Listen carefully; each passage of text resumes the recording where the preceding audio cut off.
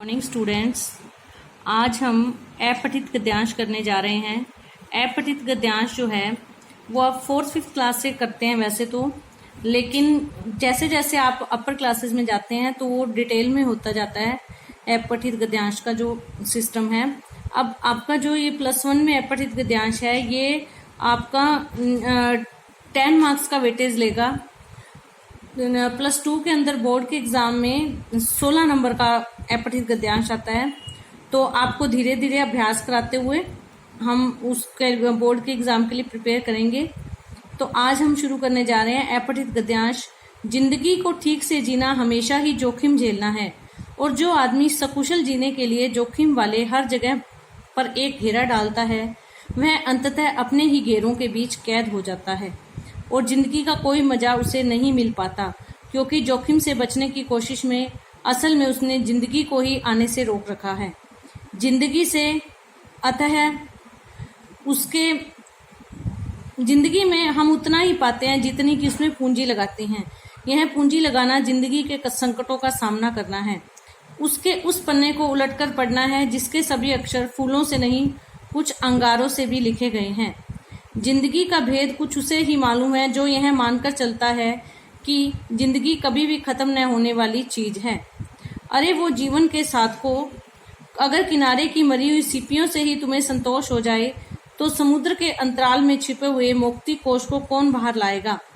कामना का अंचल छोटा मत करो, जिंदगी के फल को दोनों हाथों से दबाकर निचोड़ो, रस की निर्झरी तुम्हारे बाहर भी बह सकती है।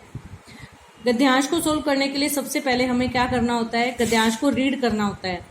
वैसे तो ये होता है कि आप उसको 2 बार रीड करो ताकि आपको पता चल जाए कि मेनली उसमें कहा क्या क्या है। तो 2 बार रीड करने पे हमको ये समझ आ जाता है कि गद्यांश में किस चीज की बात हो रही है, और गद्यांश में जो वर्ड हमें समझ आ जाते हैं फिर वो हम क्वेश्चन आंसर को सोल्व करने में प्रॉब्लम नहीं होती हमें। तो इसका फर्स्ट क्वेश्चन है, उपयुक्त गद्यांश में जिंदगी को ठीक ढंग से जीने के जो उपाय बताए गए हैं उनमें से किन्हीं 2 का उल्लेख कीजिए। जिंदगी को ठीक से जीना हमेशा जोखिम झेलना है। अब ठीक से जीने के लिए क्या करना है, हमें जोखिम झेलना है, यानी जो भी जीवन में कठिनाइयां आए, जोखिम आए, उनको हमें क्या करना है, उनको हमें झेलना है, यानी उनका सामना करना है। क्योंकि हम अगर कठिनाइयों का सामना नहीं करेंगे तो हम कभी भी सफल नहीं हो सकते। नंबर 2, गद्यांश में जीवन के साधकों को क्या चुनौती दी गई है, स्पष्ट कीजिए।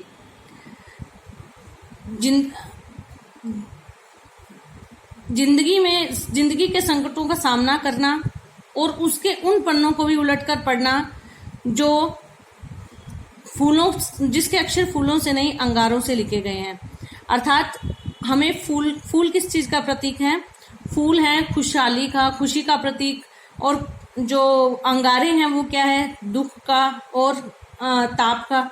तो वो कहते हैं ताप और दुख से हमें घबराना नहीं है, हमें अगर फूल हमें स्वीकार है तो हमें अंगारों को भी स्वीकार करना होगा, तभी हम सफल हो पाएंगे। तो क्या चुनौती दी गई है कि हमें जोखिम से बचने की बजाय जिंदगी के उन पन्नों को भी पलटकर पढ़ना चाहिए जिनमें फूलों के बजाय अंगारे हैं। नेक्स्ट, जिंदगी के सभी अक्षर फूलों से नहीं कुछ अंगारों से भी लिखे गए हैं, स्पष्ट करो।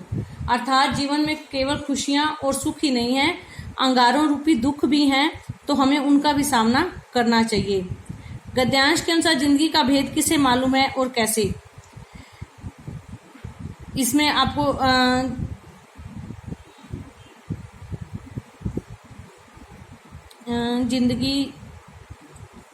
गद्यांश के अनुसार जिंदगी का भेद किसे मालूम है, जो जोखिम झेलकर जो जिंदगी के कोश में जोखिम से बचने की बजाय जोखिम का सामना करता है, अर्थात उसके हर पन्ने को पलटकर पढ़ना जानता है, उसे ही जिंदगी जीने का भेद मालूम है। इस गद्यांश का उपयुक्त शीर्षक लिखिए, जिंदगी जीने की कला, या जोखिम उठाने की कला, या जोखिमों का सामना, संकटों का सामना, कुछ भी आप दे सकते हैं। उपसर्ग बताइए। इन दोनों शब्दों में उपसर्ग ताने हैं, सकुशल और संतोष। सकुशल, कुशल के अंदर स उपसर्ग लगा हुआ है, कुशल शब्द है और स उपसर्ग है, सकुशल। संतोष के अंदर सम प्लस तोष, म आधा आएगा, सम प्लस तोष। तो ये आपको गद्यांश आपको सोल्व करना है कॉपी के अंदर और सबमिट करवाना है।